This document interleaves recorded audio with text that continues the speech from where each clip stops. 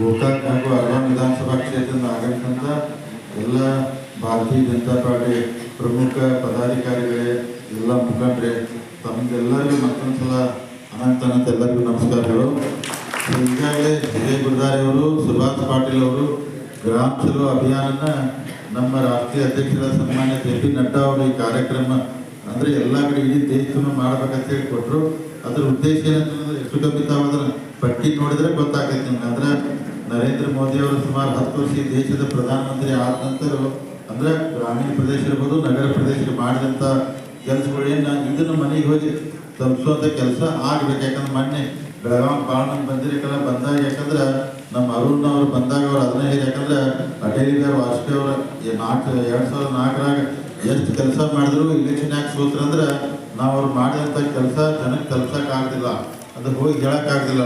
ಅದಕ್ಕೆ ನಾವು ಮಾಡಿದಂಥ ಕೆಲಸ ಕರೆಕ್ಟಾಗಿ ತನ್ನ ಕಾರ್ಯಕರ್ತರು, ಮುಖಂಡರು ಪ್ರತಿ ಮನೆಗೆ ಹೋಗಿ ಇದೀಗ ಅವ್ರು ಹೇಳಿಲ್ಲ ವೋಟ್ ಅವ್ರು ಯಾವ ಪಾರ್ಟಿಗೆ ಹಾಕ್ತಾರೋ ಇರ್ತಾರೋ ಅವ್ರ ತಲೆಗಳಿಗೆ ಅದು ಎಂಟನೇದ. ಆದರೆ ನಾವು ಮಾಡಿದ ಕೆಲಸ ಐತೆ ನೀವು ಹೋಗಿ ಹೇಳಿದ್ರೆ ಮನಸ್ಸುಗಳೆಲ್ಲ ಪರಿವರ್ತನೆ ಆಗ್ತಾವೆ, ಬದಲಾವಣೆ ಆಗ್ತಾವೆ. ಅದಕ್ಕೆ ಆ ದೃಷ್ಟಿಯಿಂದ ತಾವೆಲ್ಲರೂ ಹೋಗಿ ವಿಚಾರನ ಮನೆಗೆ ತಲುಪಿಸುವಂಥ ಕೆಲಸ ಮಾಡಬೇಕು. ನಾವು ಒಂದು ಯಾವ್ದಾರು ಗ್ರಾಮನ ಆಯ್ಕೆ ಮಾಡ್ಕೊಂಡು ನಾವು ಒಂದು 2 ದಿವಸನಾಗ ಆ ಗ್ರಾಮಕ್ಕೆ ಬಂದು ನಾವು ಚಾಲನೆ ಕೊಡ್ತೀವಿ. ನೀವು ನಿಮ್ಮ ಗ್ರಾಮದ ಇದು ಸಭೆ ಮುಗಿದ ನಂತರ ಎಲ್ಲ ಕರಪತ್ರ ಎಷ್ಟಾಗೈತೆ ನೀವು ಸಾಧ್ಯದಷ್ಟೇ ಬೇಗನೆ ನೀವು ಪ್ರಾರಂಭ ಮಾಡ್ತೀರಿ. ಅಭಿಯಾನ ಒಳ್ಳೇದಾಗ್ತೈತಿ. ಯಾಕಂದ್ರೆ ಲೋಕಸಭಾ ಚುನಾವಣೆ ಹೆಚ್ಚು ಕಮ್ಮಿ ಏಪ್ರಿಲಲ್ಲಿ ಬರೋದ್ರಿಂದ ನಾವೆಲ್ಲ ಈಗಿನ ಅಂದ್ರೆ ತಯಾರಾದ್ರೆ ಒಳ್ಳೇದಾಗ್ತದೆ.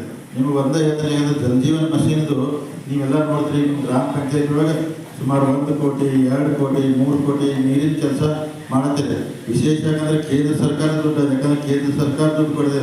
ನಿಮ್ಗೆ ಒಂದೇ ವಿಚಾರ ಇದ್ದರೆ ನಮ್ಮ ಭಾರತೀಯ ಜನತಾ ಪಾರ್ಟಿ ಸರ್ಕಾರ ಇದ್ದಾಗ ಬಸವರಾಜ ಬೊಮ್ಮಾಯಿ ಗೋಕಾಕ್ ಬಂದಿದ್ದು ತಮಗೆಲ್ಲ ಗೊತ್ತಿರ್ಬೇಕಂದ್ರೆ ನಾವು ಕಾರ್ಯಕ್ರಮ ಮಾಡಿದ್ದೀವಿ. ಒಂದು ಯೋಜನೆ ನಮ್ಮ ಕ್ಷೇತ್ರಕ್ಕೆ ಕೊಟ್ಟಿದ್ರು. ಅವರ ತಮಗೂ ಪೇಪರ್ದಲ್ಲಿ ಓದಿದ್ರಿ. ಜಲಜೀವನ್ ಮಷೀನ್ ಅಂದ್ರೆ ಹೆಂಗಂದ್ರೆ ನಮ್ಮ ಈಗ ಅರ್ವಾನ್ ಕ್ಷೇತ್ರ ಒಳಗೆ ಪ್ರತಿ ಸಲ ಅಂದ್ರೆ ಈಗ ನೀರಿನ ಸಮಸ್ಯೆ ಬರ್ತೈತಿ. ಹೊಳೆ ನೀರು ಕಟ್ಟಾತಂದ್ರೆ ಕೆಲವೊಂದು ಸ್ಕೀಮ್ಗಳೆಲ್ಲ ಬಂದಾಗ್ತಾವ. ಬೋರ್ವೆಲ್ಗಳು ಆದ್ರೆ ನೀರು ಸಿಗುದಿಲ್ಲ. ಈಗೆಲ್ಲ ಬ್ಯಾಡ್ ಅಂತ ಹೇಳಿ ಒಂದು ವಿಚಾರ ಮಾಡ್ಕೊಂಡು ಒಂದು ಸ್ಕೀಮ್ ಜಲಜೀವನ್ ಮಷೀನ್ದಾಗ ಅಂದ್ರೆ ನಾವೇನು ಮಾಡೋದಂದ್ರೆ ಗೋಕಾಕ್ ಕ್ಷೇತ್ರ 20%, ಅರ್ವಾನ್ ಕ್ಷೇತ್ರ 80%. ಆ ಸ್ಕೀಮ್ ಸುಮಾರು 400 ಕೋಟಿ ಈಗ ಟೆಂಡರ್ ಆಗೈತಿ, ಕೆಲಸ ಪ್ರಾರಂಭ ಆಗ್ತೈತೆ. ಆ ನೀರು ಎಲ್ಲಿ ತರ್ತು ಅಂದ್ರೆ ಮೊದಲು ಹಿಡ್ಕಲ್ ಡ್ಯಾಮ್ ಅಂದ್ರೆ ಲಿಫ್ಟ್ ಮಾಡಕ್ಕೆ ಮಾಡಿದವರು. ಹಿಡ್ಕಲ್ ಡ್ಯಾಮ್ ದೂರ ಆಗ್ತೈತೆ, ಶಿವಾಪುರ ಕಡೆ ಮುಂದೆ ಕಂಟಿನ್ಯೂ ನೀರು ನಿಂತಿರ್ತೈತಲ್ಲ, ಅಲ್ಲಿಂದ ನಾವು ಲಿಫ್ಟ್ ಮಾಡ್ಕೊಂಡ್ರೆ ಮುಂದಂದ್ರೆ ನಮ್ಮ ಕ್ಷೇತ್ರ ಒಳಗೆ ಅಂದ್ರೆ ಈಗ ಮತ್ತೆ ಬಾಮಿ ಹಡ್ಡಿದು ರೊಕ್ಕ ಕೊಟ್ಟು ಅಂದ್ರೆ ಬೇಡ ಅಂದ್ರೆ ಅದಕ್ಕೆ ಕಾಯಿ ಅಲ್ಲಿ ನೀರು ಇದ್ದೇ ಇರ್ತೈತೆ. ಅದ ಅಂದ್ರೆ ನಮ್ಮ ಕ್ಷೇತ್ರದಾಗ ಅಂದ್ರೆ ಬಸ್ಸು ನಿಮ್ಗೆ ಅದೊಡ್ಕೊ ಬರ್ತೈತೆ. ಅಂದ್ರೆ ಕಡಿ ಊರ ನಮಗೆ ನೀರು ಬರೋದು ಬೈಕೋತಿರ್ತೀರ. ಅದಕ್ಕೆ ಅಂದ್ರೆ ಕಡಿಗೆ ಅಂದ್ರೆ ಅವ್ರಿಗೂ ಅಂದ್ರೆ ಎಲ್ಲರಿಗೂ ಲಾಸ್ಟಕ್ಕೆ ಅಂದ್ರೆ ಅಲ್ಲಿ ನೀರು ಸ್ಟಾಕ್ ಇರ್ತೈತೆ. ಅಂದ್ರೆ ಕಂಟಿನ್ಯೂ ಅಲ್ಲಿ ಲಿಫ್ಟ್ ಆಗ್ತೈತೆ. ಅದು ಕಡಿಬೇಟಿ ಕಡೆ ಗುಡ್ಡ ಮ್ಯಾಗ ಅಲ್ಲಿಂದ ಸ್ಟೋರ್ ಆಗಿ ಅಂದ್ರೆ ಇಡೀ ನಮ್ಮ ಕ್ಷೇತ್ರ ಈ ಮೆಳವಂಕಿ ಈಗ ನಾವು ಉದಾಹರಣೆ ಅಡಿಬಟ್ಟಿ ಆಮೇಲೆ ಚಿಗಡೋಳಿ ಮೆಳವಂಕಿಯಾಗಿ ಎಷ್ಟು ಊರು ಹೊಡೆದ್ರು ನೀರು ಹತ್ತೈತೆ. ಕರೆ ಎಲ್ಲ ಉಪ್ಪು ನೀರು ಇರ್ತೈತೆ, ನೀರೇ ಕುಡಿಯೋಕೆ ಆಗೋದಿಲ್ಲ.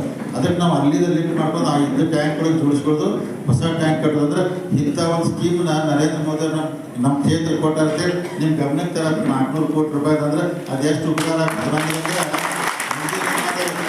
ಅಂದ್ರೆ ಹೀಗೆಲ್ಲ ಆಗ್ತೈತಿ.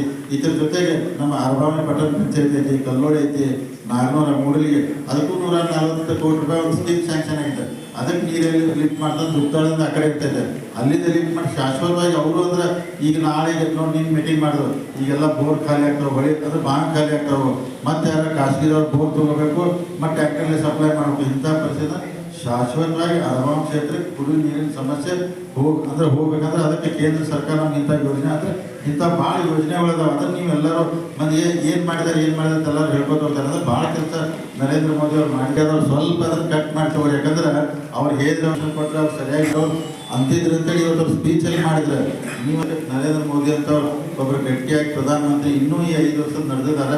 ಯಾಕಂದ್ರೆ ದೇಶ ಮೊದಲು ಗಟ್ಟಿ ಇರ್ತಂದ್ರೆ ನಾವು ಗಟ್ಟಿ ಇರ್ಬೋದು. ದೇಶನ ಈಗ ನೋಡ್ತೀರಿ ಪಾಕಿಸ್ತಾನ, ಅಫ್ಘಾನಿಸ್ತಾನ, ಶ್ರೀಲಂಕಾ ಹೆಂಗೆ ಪರಿಸ್ಥಿತಿ ಆಗಿತ್ತು.